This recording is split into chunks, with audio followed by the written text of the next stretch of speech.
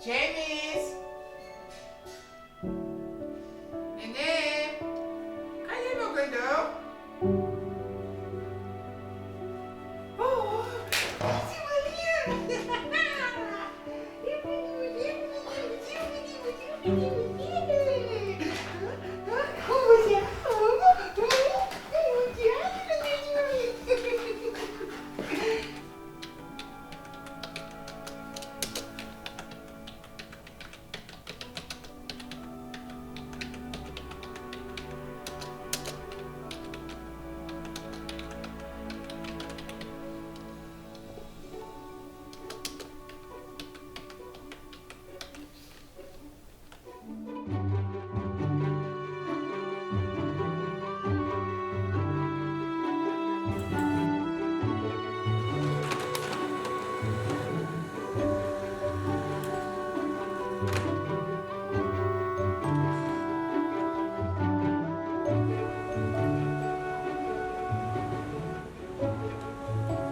Certa vez, fui questionada sobre o que poderia me fazer deixar de querer ser uma mulher. Querer? Isso lá é coisa que se queira? Eu disse que não sei nada sobre essa coisa de querer. Só sei que consigo viver até sendo uma mendiga como uma mulher. Mas nunca conseguiria ser feliz como um homem, nem mesmo sendo um rei. Será que me fiz entender? Ó, o xerife já tá preparado. Hein? Muito. Quase todos os dias, bem de tardinha, eu faço com eles um passeio pelas ruas ao redor da minha casa. E quando saímos, são realmente eles que me guiam. Como não posso contar com a orientação tátil da bengala, preciso seguir o caminho que eles fazem. Assim, me sinto protegida dos obstáculos. Já ocorreram alguns acidentes, mas sempre voltamos salvos para casa. O xerife tem um nome em homenagem ao meu pai, que é muito fã dos filmes de western. O James recebeu o nome do escritor irlandês James Joyce, uma homenagem a uma amiga, também escritora e pesquisadora do autor. Meus cães e meus gatos conhecem a minha essência e me ajudam a conhecê-la também. James, olha o seu irmão como tá quietinho. Entra aqui. Aqui, James. Eles são os meus filhos queridos. O James e o xerife me dão todos os dias doses enormes de amor e carinho. Eles me fortalecem muito, me ensinam coisas que eu jamais conseguiria aprender com as pessoas. Para os meus cachorros e para os meus gatos, eu não tenho deficiência. E tudo o que eu sou é o que eles querem que eu seja. E ser apenas eu mesma é algo que todos os dias eles me ensinam. Vem cá, tá aqui, ó. Vem, xerife, vem. Tá aqui, ó. Tá aqui. Vou jogar. Posso jogar já lá embaixo? Pode? Aqui, aqui, ó. Ó, ó, ó, ó. Vou jogar. Ó, ó. Pega ele, James. Pega ele, James. Pega ele, James.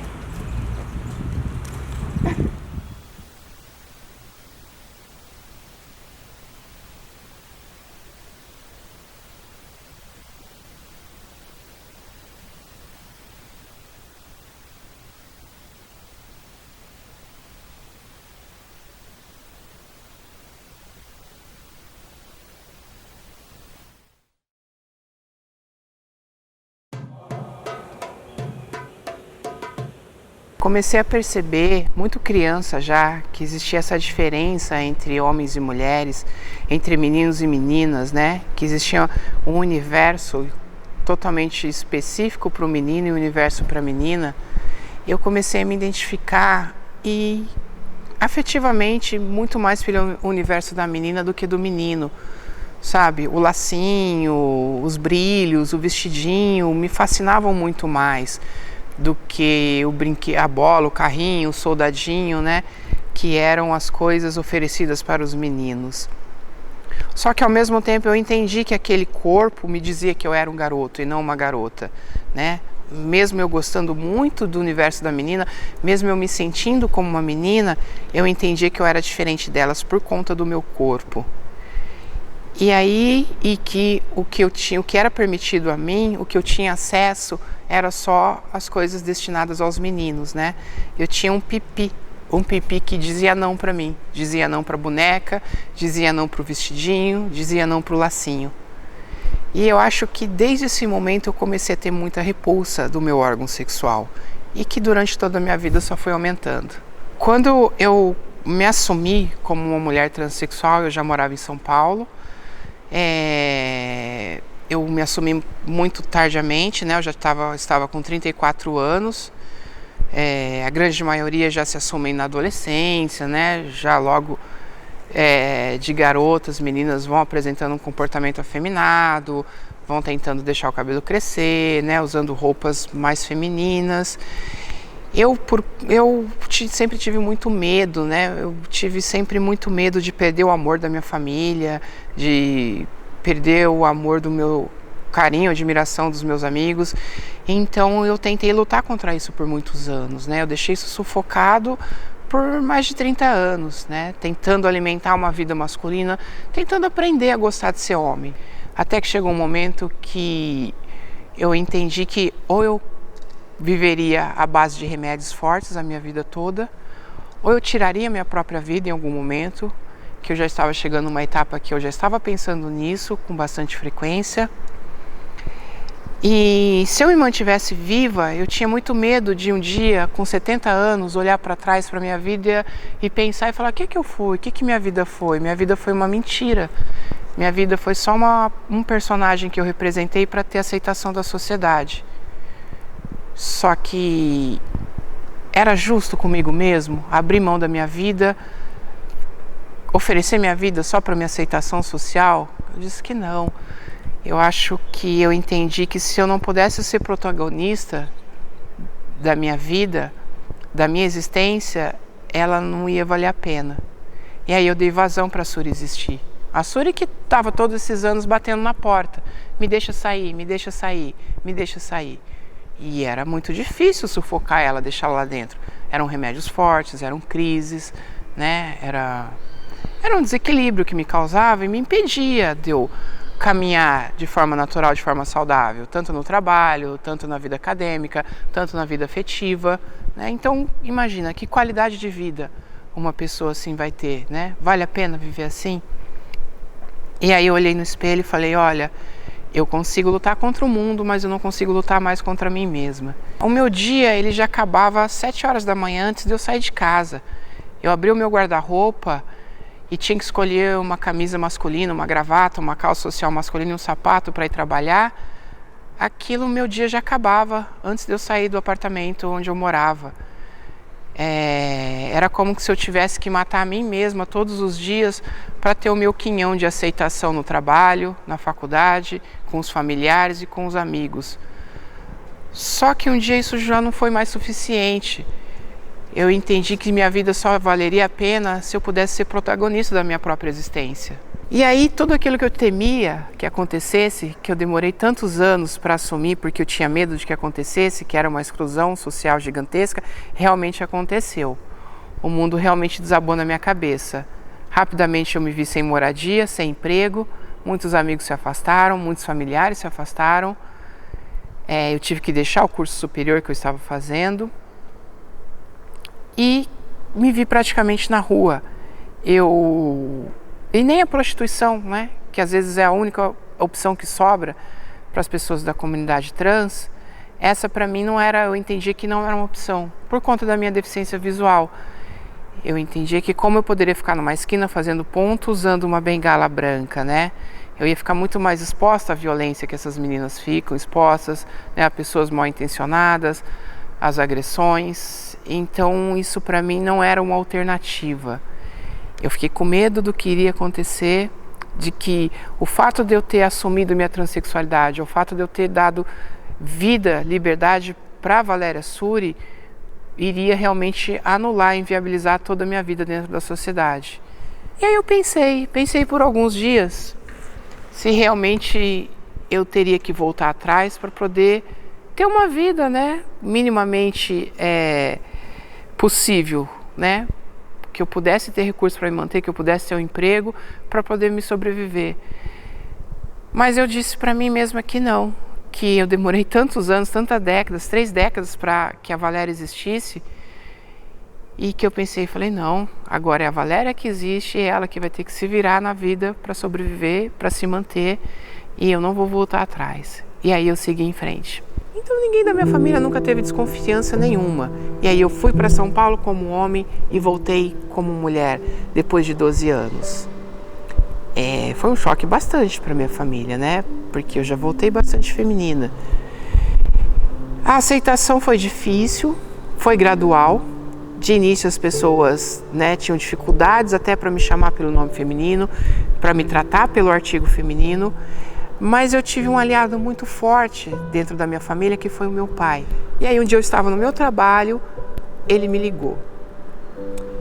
E aí ele falou para mim, olha, escuta, estão falando umas coisas aqui em Prudente sobre você. Estão falando que você é gay, que você está se vestindo de mulher aí. E eu queria saber se isso é verdade. Eu não estava, nem de longe eu estava preparada para dizer para ele, naquele momento, que aquilo era verdade, né? Eu ainda precisava preparar um jeito, uma forma, um ambiente, uma situação para contar aquilo para ele. Só que eu nunca tinha mentido para o meu pai. E eu não consegui novamente mentir. E eu falei, sim, pai, é verdade. Eu sou uma mulher transexual. Aí ele falou, como assim? Eu não estou entendendo, você não tem pinto? De uma forma extremamente inocente até, né? Eu falei, tenho, pai, tenho sim. Mas apenas o meu corpo é de homem, a minha alma e o meu espírito é de uma mulher. Foi a forma que eu encontrei, assim, para tentar ilustrar, para fazer ele entender. E aí ele realmente falou, eu não entendo, mas eu te amo. Eu te amo e quero estar do seu lado, eu não vou te abandonar e tô com você pro que der e vier. Aquilo tirou um peso, assim, de 1 tonelada das minhas costas, sabe? Eu peguei e falei, pronto. Agora a última barreira que existia, a última coisa que podia me fazer desistir e voltar atrás está resolvida. Eu estou recebendo o apoio dessa pessoa. E aí aquilo me fortaleceu para seguir em diante, sem remorso e sem culpa.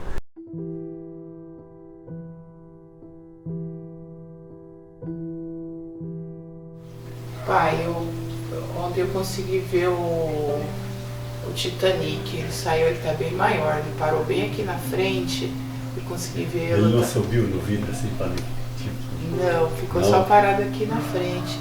Mas tem um que eu não acho faz tempo, que é aquele tricogaste, o tricolé, sabe? O azulzinho? É, É quase transparente? não, aquele que tem umas bolinhas assim, acho que ele é prateado. É um dos últimos, né? Que veio. É, aqui? Ah, não. Ó, correu pra Tá lá. lá atrás. Tá lá atrás. Ele tá maior? Tá maior. É. As duas. Acho que ele vai chegar nos 15 centímetros. Com os meus olhos, eu não consigo mais enxergar a maioria dos meus peixes, só os maiores e os de cores mais intensas.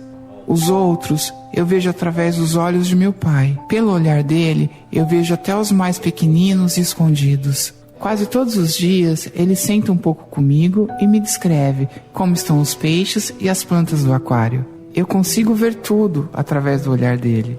Vejo muitas coisas através dos olhos do meu pai. Sinto que, se ele pudesse, estaria comigo o tempo todo, descrevendo e me contando tudo à nossa volta. Apreciar o meu aquário todos os dias através dos olhos do meu pai é como poder enxergar os peixes com os olhos dele. E para mim, esse singelo gesto carrega o amor mais profundo e sincero que já conheci. O amor que meu pai me transmite me faz acreditar que somos todos filhos de um divino Criador.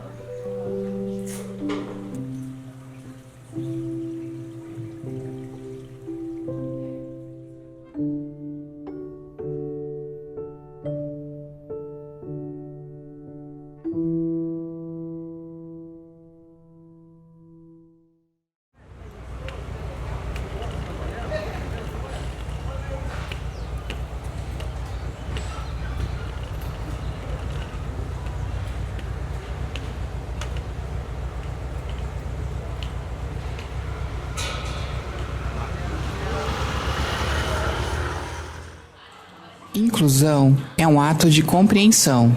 É o reconhecimento de que todos possuem os mesmos direitos de participação social.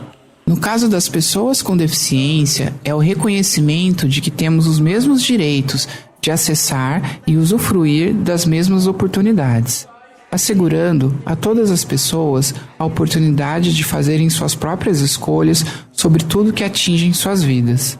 Eu entendo a humanidade como uma expressão de vida naturalmente diversa, onde a abrangência e a harmonia das relações humanas é quebrada pelo movimento cultural que chamamos de exclusão. A gente está reunido aqui hoje para construir um documento que vai ser enviado para a prefeitura, tá? Para o vice-prefeito e também para a empresa de ônibus. São dois documentos diferentes, tá? Na verdade, a gente tem um grupo que nas quintas à tarde, depois da 1h, a gente tem se reunido semanalmente para construir esses documentos, para tentar trazer políticas públicas, melhorias de acessibilidade, de mobilidade urbana.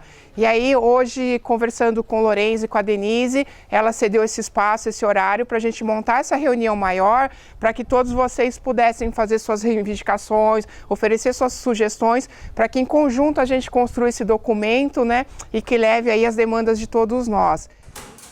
Ponto maiúsculo, deixa tua casa.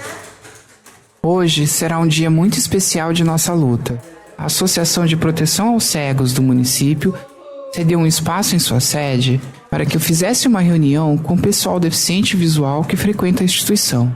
É um momento muito importante. Serão os próprios cegos e pessoas de baixa visão que irão falar sobre os seus problemas de mobilidade e acessibilidade nos espaços urbanos da cidade.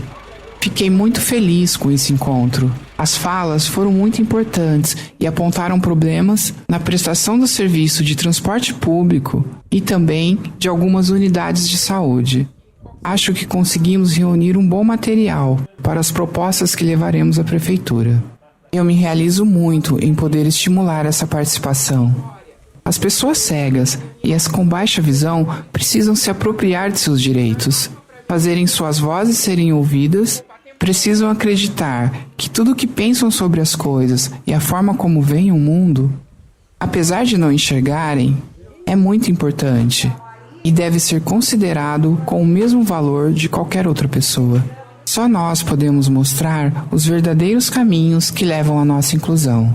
Enquanto eu puder, quero ser uma potente mola impulsionadora dessa conscientização e desse empoderamento.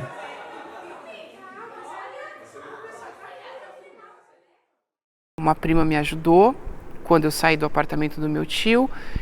A gente pesquisou pela internet e encontramos uma moradia na região do Paraíso. Era um casarão antigo, onde moravam, no momento estavam morando 17 homens. Tinham vários quartos, mas eram quartos coletivos, de uma vaga para 3 ou 4 pessoas. O senhor da casa foi uma pessoa bastante consciente, né, bastante espirituosa, que escolheu de uma forma muito sábia o quarto para mim, com 2 rapazes também que não tinham preconceito, que souberam me receber. E aí eu lembro de uma vez que me emocionou bastante, que eu entrei no quarto, os 2 rapazes que estavam dividindo o quarto comigo, eles faziam bastante compra através daqueles sites, né, de compra coletiva, às vezes num valor bem mais econômico. E nesse dia eles falaram para mim, olha, a gente está comprando convites para um rodízio de comida japonesa, que a gente vai hoje à noite. E a gente está comprando 3. A gente está comprando um para você também. Aquilo me emocionou. Eu não deixei eles perceberem, né? Mas correu algumas lágrimas. E eu fui. Eles me levaram para comer comida japonesa. E foi uma experiência incrível, porque era um ambiente, né, com luz baixa. Então eu estava vendo menos ainda. Eu quase não enxergava o que tinha na mesa.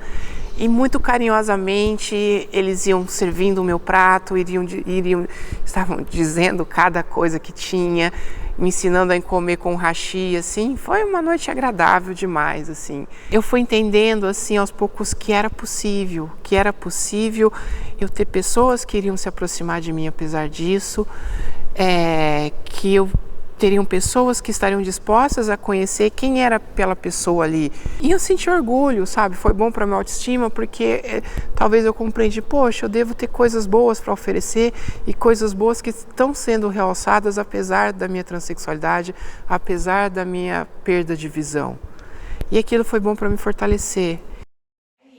Até que enfim conseguiu morar, né? E aí, como você tá? Beleza. Uhum. Vou pegar uma água, tá? Sentar Tá. aqui um pouquinho. Fica à vontade, galera. Eu já vou te atender, tá?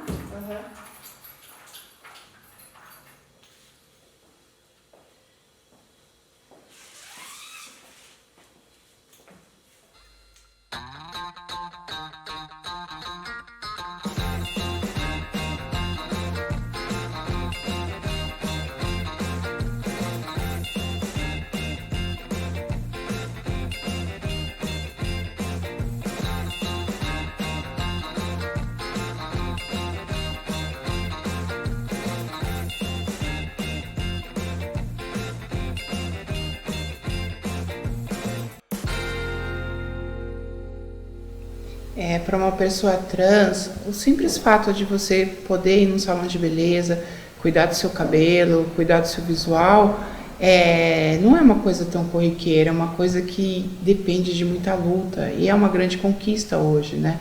Hoje eu venho aqui, tenho uma grande amiga, tenho um espaço que me acolhe, mas para eu chegar aqui foi muita luta. Muitos espaços não me aceitaram, muitos espaços te tratam com desrespeito, com preconceito. Então, um espaço que é totalmente voltado para a mulher também são espaços que não te acolhem, porque é uma sociedade que realmente não te reconhece como mulher. E aí você depende muito da possibilidade para poder, né, estar nesses espaços, para você fazer aquilo que qualquer mulher faz, né, corriqueiramente, que é como ir num salão fazer uma unha, fazer uma hidratação no cabelo, cuidar de si, né, fazer o seu cuidado pessoal, e isso é negado para muitas mulheres trans na sociedade do Brasil hoje. E para mim estar aqui hoje é uma conquista enorme, assim, o simples fato de poder cuidar do meu cabelo e poder cuidar do meu visual enquanto mulher e cultivar a minha feminilidade.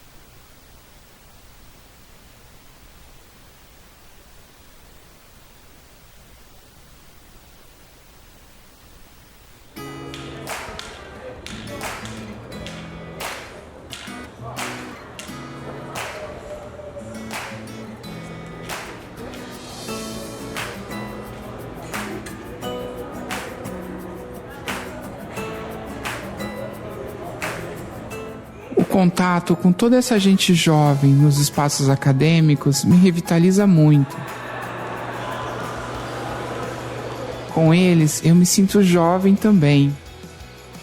Eu ainda vejo o espírito de solidariedade, de justiça e de respeito em grande parte dos alunos. E acredito que esse espírito é o elemento mais precioso que deve ser cultivado nos espaços acadêmicos.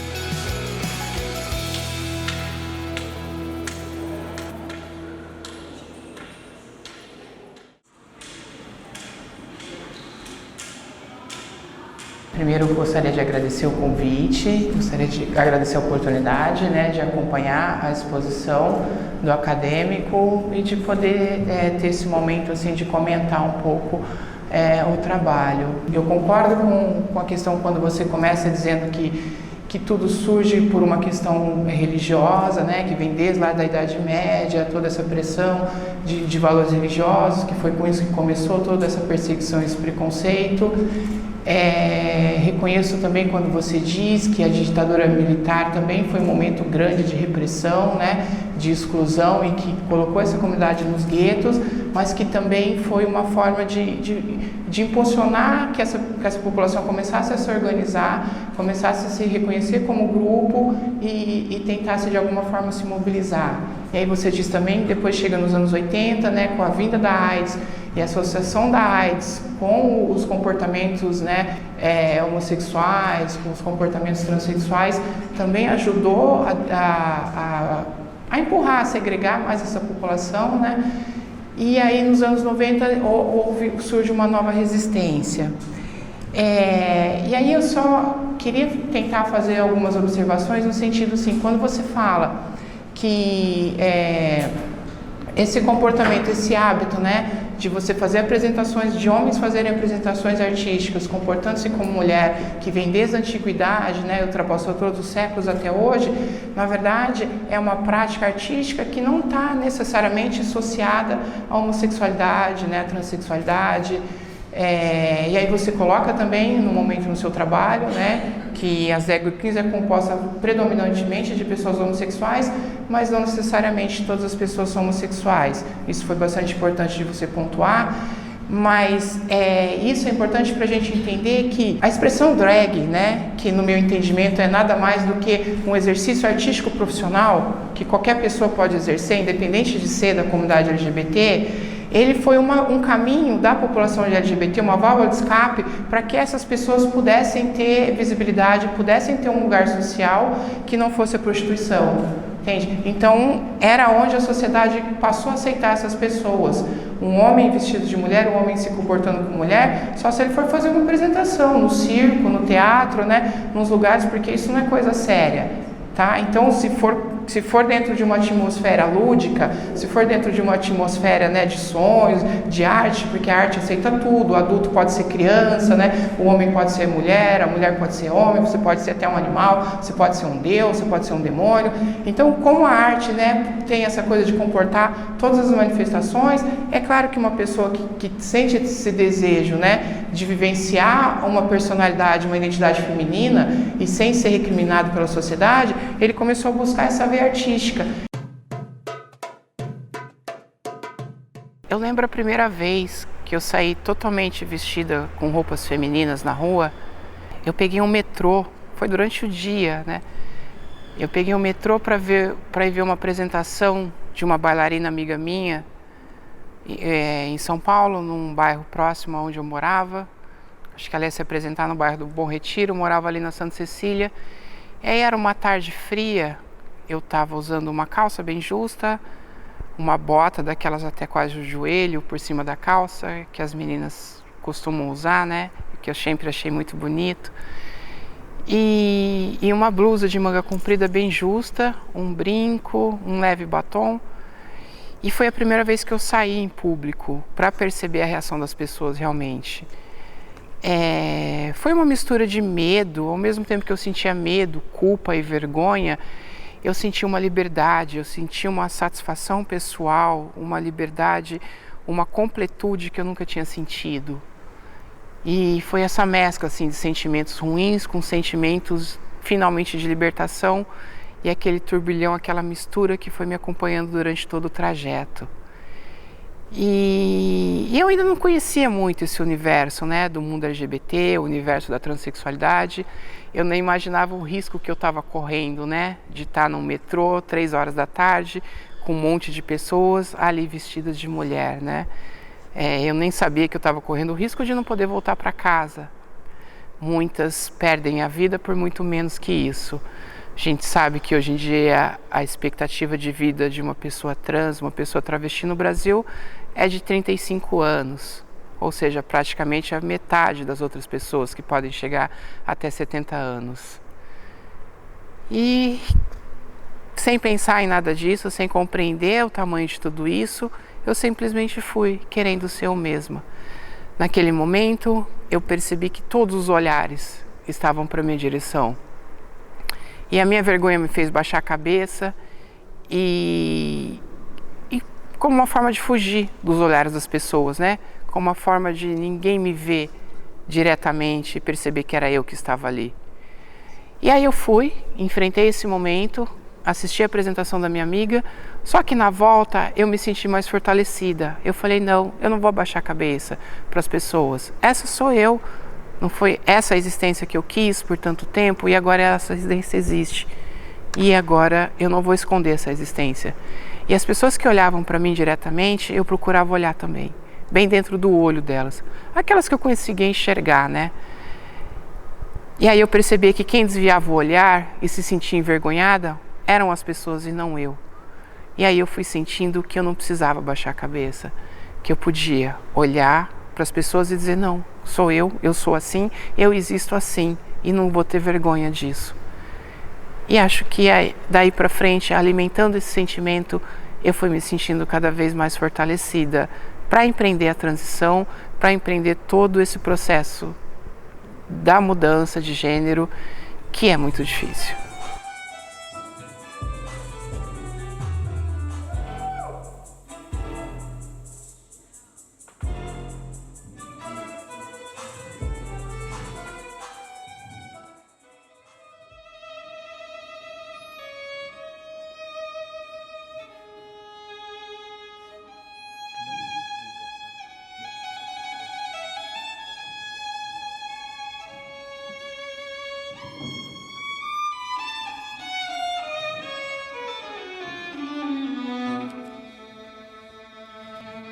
O ano era 2007 e eu ainda não era essa mulher que vos fala. Eu era um rapaz, tentando sobreviver, ganhar o meu espaço na sociedade, presa no armário, vivendo como um homem, com a minha transexualidade toda inibida. Mas eu precisava, de alguma forma, explorar a minha feminilidade, preencher de alguma forma esse vazio, já que naquela época, eu com 30 anos, iniciar uma transição transexualizadora era incogitável. Então eu fui pesquisar alguma coisa ligada à arte, alguma coisa que me ligasse ao feminino. Talvez um teatro, talvez uma dança, talvez um balé, o balé clássico. Busquei a internet. E foi aí então que eu vi um anúncio, Estúdio de Dança do Ventre. Nossa, eu fiquei fascinada, é isso. Eu sempre ouvi dizer que a dança do ventre é a arte que mais explora o feminino. Procurei alguns estúdios, liguei para algumas escolas. As 2 primeiras disseram que não, que só ensinavam mulheres, que homens não eram permitidos. A terceira me aceitou, me recebeu de forma calorosa e rapidamente iniciamos a aula.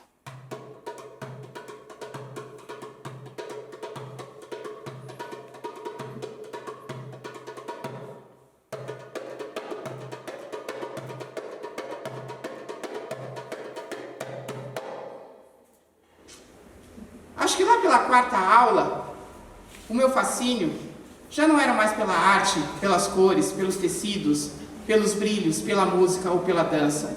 O meu fascínio estava totalmente naquela mulher, naquela deusa egípcia que parecia ter vindo das 1001 noites. Os movimentos, as curvas, a dança, a sensualidade me fascinavam cada vez mais. Parecia que era a personificação de tudo que eu imaginava como feminino. E aí eu percebi que eu não queria mais aprender a dança do ventre, mas eu queria conquistar aquela mulher. Até que chegou um tempo, depois de 6 meses de prática intensa e muitos estudos, eu já estava preparada para me apresentar. Comecei sim a fazer números e apresentações com a minha bailarina.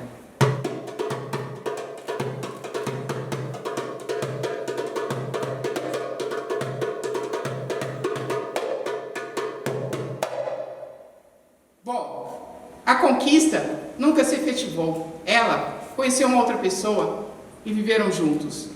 Comigo, o que ficou de herança foi todo o amor pela cultura árabe, pela música e principalmente pelo derbaque. Bom, essa foi a herança que eu tive dessa história. E mais do que uma singela história de amor da minha vida, eu gostaria de trazer aqui esse relato para dizer o quanto questões como identidade de gênero e orientação sexual são coisas totalmente diferentes. Uma travesti, uma mulher transexual e um homem trans podem perfeitamente se apaixonar por um homem, por uma mulher ou pelos dois. Dito isso, eu vou executar um pouco agora dos ritmos mais conhecidos da música árabe com solo de derbaque. Esse pequeno solo eu quero oferecer a uma participante que não está conosco hoje, mas ajudou a construir esse evento e por motivos de saúde não pôde participar hoje entre nós. Lara Liz, esse solo hoje é para você.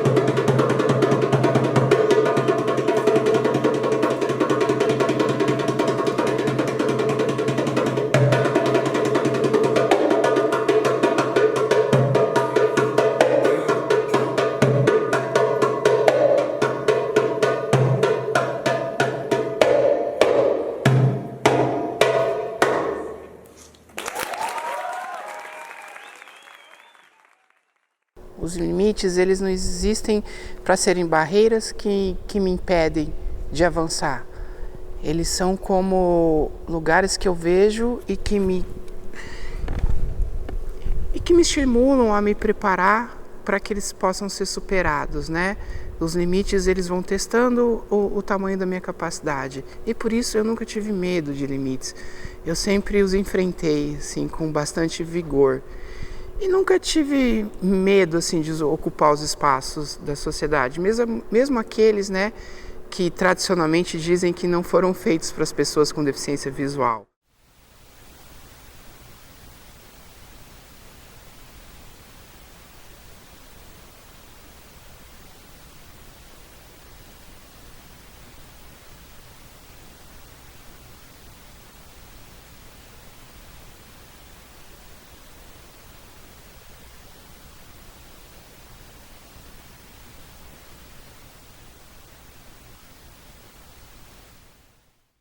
Dentre os animais, eu simbolizo o cavalo como esse grande símbolo de liberdade, né?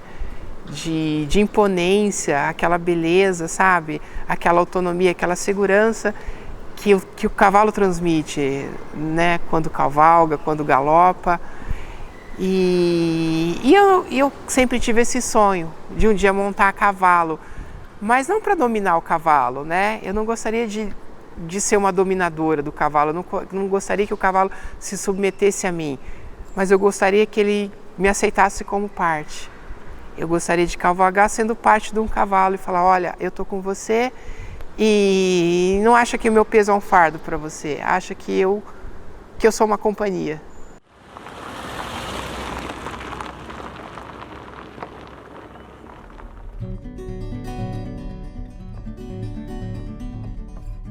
Cresci me aventurando pelos riachos, bosques e lagoas que haviam nos arredores da cidade. Eu contava com uma boa turma de amigos que também gostavam muito do contato com a natureza. Mas quando minha perda de visão foi ficando mais intensa e limitando cada vez mais minha percepção visual das coisas, as pessoas que comigo conviviam também foram se afastando. Minha quantidade de amigos foi diminuindo na medida que minha perda de visão foi aumentando.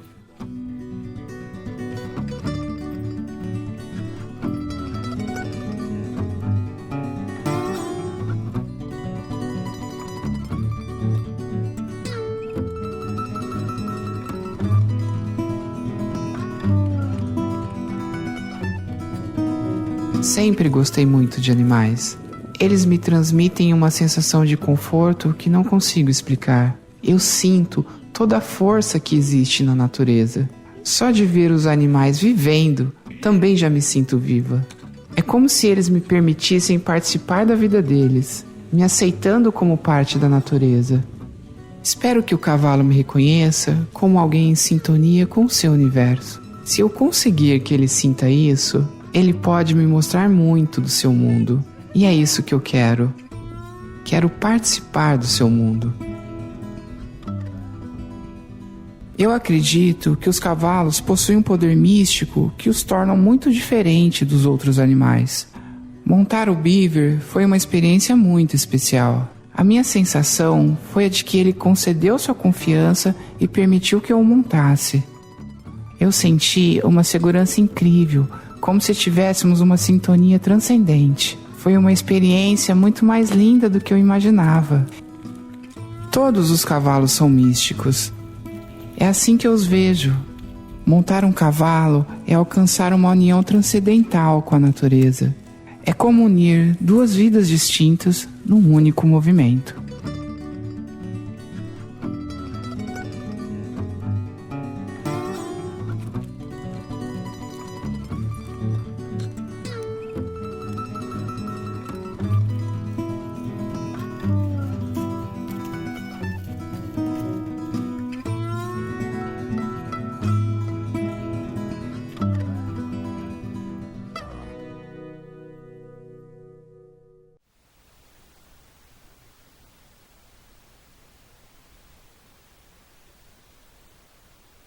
Quando não enxergar se torna algo constante, as pessoas desenvolvem outras formas de fazer aquilo que antes só era possível através da visão.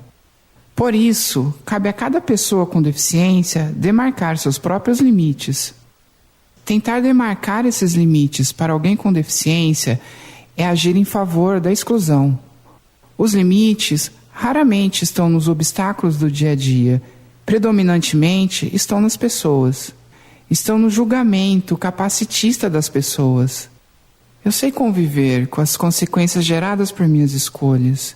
O que eu não sei é aceitar ser privada de fazer as minhas escolhas.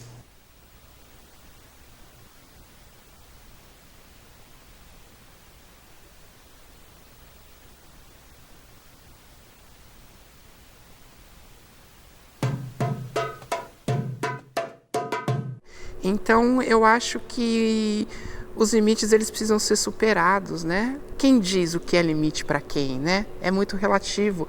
Os limites são muito subjetivos. Às vezes o que é limite para uma pessoa, ele não é limite para outra. E eu te digo uma coisa, muitas vezes os limites para as pessoas com deficiência, eles não existem verdadeiramente, eles são criados pelas outras pessoas, porque as outras pessoas entendem que a pessoa deficiente não vai ser capaz de realizar alguma determinada tarefa por conta de uma falta de locomoção, de uma falta de mobilidade, de uma falta de visão, de uma falta de audição. E aí que é o preconceito, onde a pessoa entende previamente que aquela pessoa já não vai conseguir.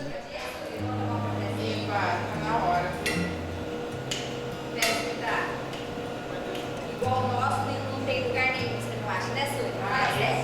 Esse é o especial, hein? Esse é o especial. Esse depois de formado eu vou sentir um pouquinho aqui só para tomar esse café. E aí de você se não vir, né? Terça-feira eu fui dar palestra lá na aldeia, sabia? Você não falou pra nós. Eu vou mandar o vídeo para vocês. Eu adoro ver seus vídeos. Deus abençoe, né, Sônia? Falei pra você quando você começou que tudo ia dar certo? Foi, né, Cris? Gente. Deus que tá com cuidado. Cadê a Marta, Dona? A Marta tem medo de parecer lá. Ô, Mara, estão pedindo mais.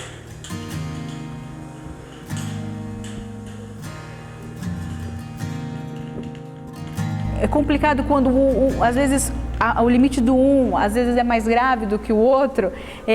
A gente já imagina que seria algo incapacitante.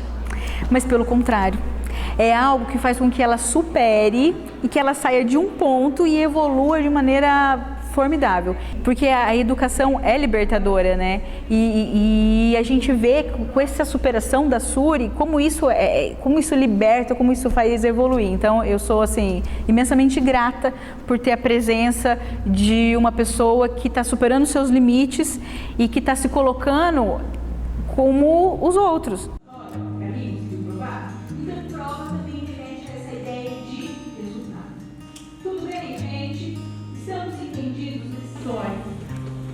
Que está expressamente previsto no artigo 5º, inciso 55 da Constituição Federal. Professora, nessa parte do direito de produzir as provas, quando eu faço essa petição, eu posso pedir o auxílio do judiciário para, por exemplo, eu posso exigir que o judiciário faça uma escuta ou acompanhe uma pessoa ou obrigue uma pessoa a testemunhar? É possível que você pegue, que você requeira, assim, por exemplo, no caso da testemunha, é possível que ela seja obrigada a isso. Então você vai pedir que ela seja intimada a comparecer sob pena de... Fazer parte desse segmento tão restrito de PCDs ou transgêneros em nível superior é certamente a maior de todas as superações. Transpor a barreira que traça a mais profunda divisão social do país, que é o acesso ao nível superior, já me coloca num lugar de muitas conquistas e orgulho. E quando eu olho para o lugar onde eu posso chegar, sinto-me sem limites. Percebe-se o tamanho da exclusão de uma determinada população ou comunidade, analisando-se o tamanho de sua exclusão no ensino ou na educação. Poder cursar uma faculdade é a maior de todas as aspirações. É, ao mesmo tempo, o desafio mais exaustivo e a experiência mais realizadora que vivo atualmente. Cada aprendizado, cada esforço compensa todo o meu esforço e dedicação. Passei a ter muito mais preparo, conhecimento e segurança em minhas mobilizações como ativista após ter iniciado o curso de Direito. Sou muito grata a Deus por essa preciosa oportunidade.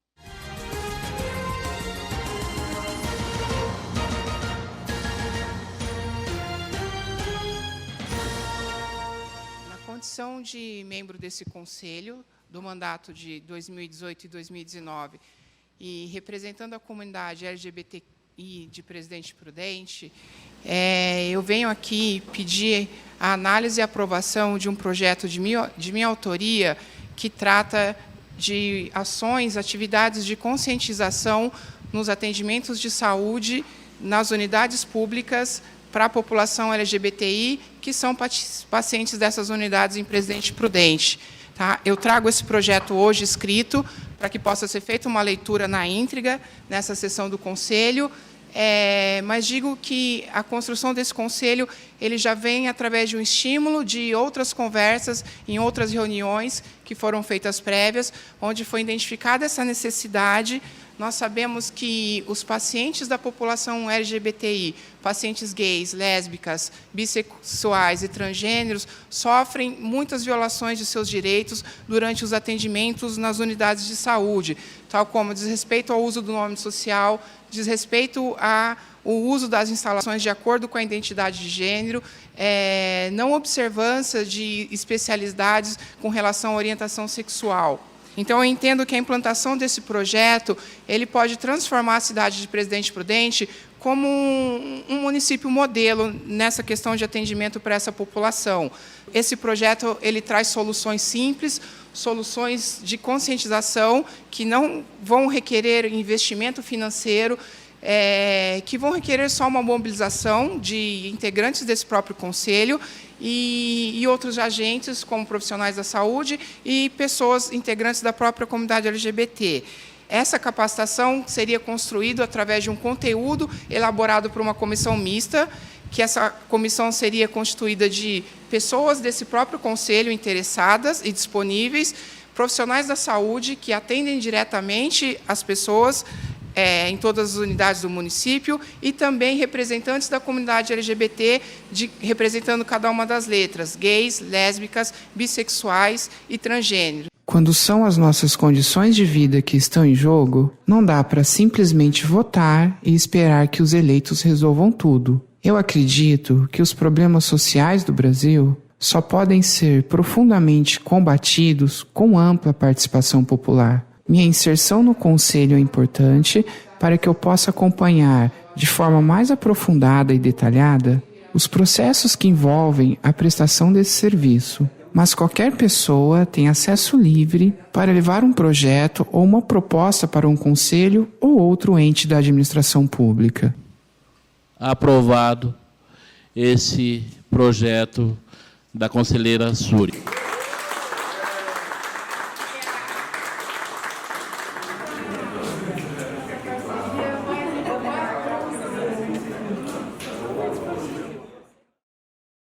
Bom, ser transexual é uma pessoa que tem que lutar por tudo. Tem que lutar para ter um nome, tem que lutar para poder usar uma roupa que se identifica, que deseja, tem que lutar para poder ter um corpo condizente com a identidade de gênero que você se identifica, porque quando você nasce uma pessoa trans e você entende que aquele corpo não é seu, aquele nome não é seu, aquelas roupas não são sua, então nada é seu.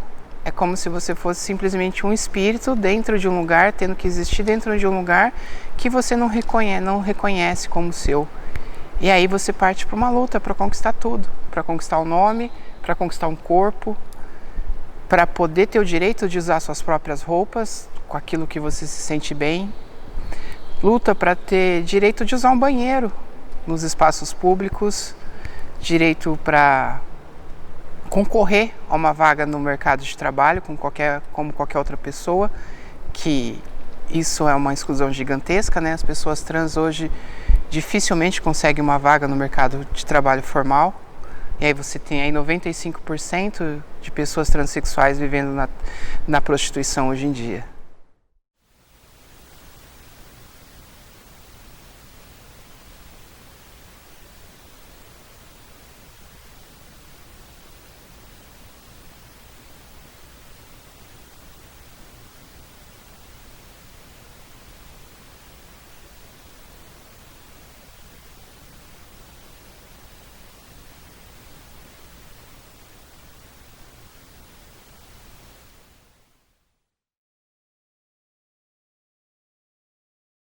Para o palhaço, todo palco é um picadeiro. O palhaço conduz o ambiente em qualquer lugar que estiver. Acredito que a humanidade criou o palhaço para termos pelo menos uma referência do que é a vida sem as prisões da normatividade social. Sim, seria uma imensa palhaçada. Mas nada de mal acontece para alguém quando as pessoas estão simplesmente fazendo palhaçadas. Será que a normatividade social realmente existe para civilizar as pessoas? Palhaçada não é sacanagem, é parceria. Não é traição, é confiança. Não é maldade, é doação. Palhaçada é deixar transparecer nosso imaginário lúdico com a única finalidade de fazer sorrir. Para o palhaço, o que conta de verdade é sentir a intensidade da vida. Não há limites e nem há obstáculos. Não há certo e nem errado. Não há verdade e nem mentira. O que existe é tudo aquilo que a imaginação consegue inventar. Não existe preconceito, não existe discriminação, nem existe raça ou gênero. Tudo o que se busca é o riso, a boa e velha gargalhada, espontânea e preciosa. Não importa o que se vê, não importa o que se ouve, não importa de que forma se movimenta e nem de que forma se compreende. O que importa é ter a liberdade de criar tudo aquilo que se imagina.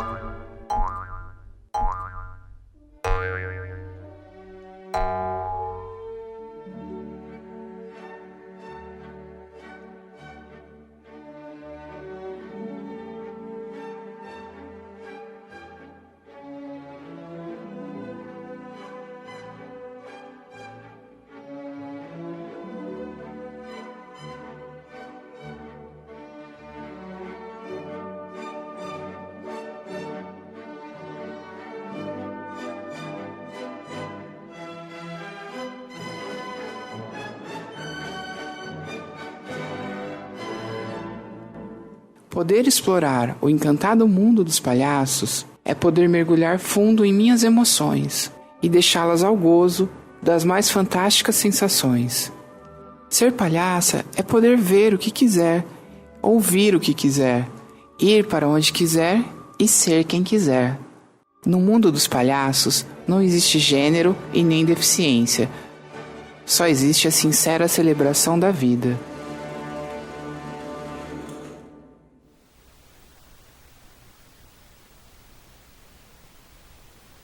Não me lembro ao certo desde quando iniciou meu fascínio por aquários. Acho que tive o meu primeiro aquário com uns 12 ou 13 anos. Desde então, fiquei apaixonada por peixes e toda a vida aquática. Nasci em fevereiro, no dia de Iemanjá. Sou apaixonada pelas águas, pelo mar, pelos cursos d'água e por todos os seus tecidos. A água tem incontáveis tecidos e é dos meus maiores prazeres senti-los. Ser envolvida pela água é maravilhoso. Acho que por isso invejo tanto a vida dos peixes, por terem tamanho privilégio nesse habitat. Meu encanto pelas águas tem origem em minha memória mais remota, onde talvez tenha sido o único lugar em que talvez eu tenha me sentido mais segura, quando abraçada pela água, ainda em gestação. Atendimento normal, a única coisa que muda é que eu levo ela até os aquários, mostro pra ela, ela pergunta, você tem tal peixe? Levo ela até lá, mostro onde está o peixe, coloco o dedo dela assim no aquário pra ela ver. Aí ela pergunta, mas que peixe que é esse? Às vezes a gente não sabe o nome, ela pergunta, mas ele tem essa cor, tem esse corpo assim? Então é tal peixe. É bem legal.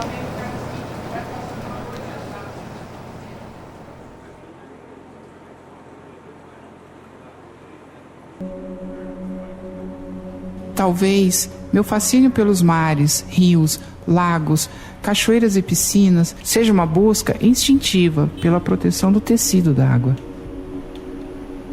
Talvez eu seja sereia, parte mulher, parte peixe.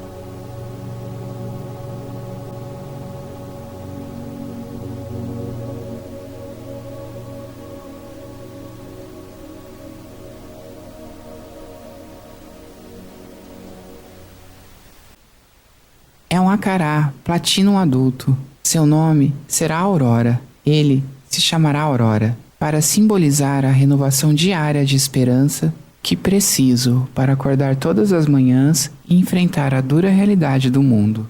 A verdadeira aurora não é aquela que apreciamos com os olhos. A verdadeira aurora é a que alimenta nossa chama de vida. Para ser alcançada, precisa ser sentida pelo coração e não apenas observada pelo olhar.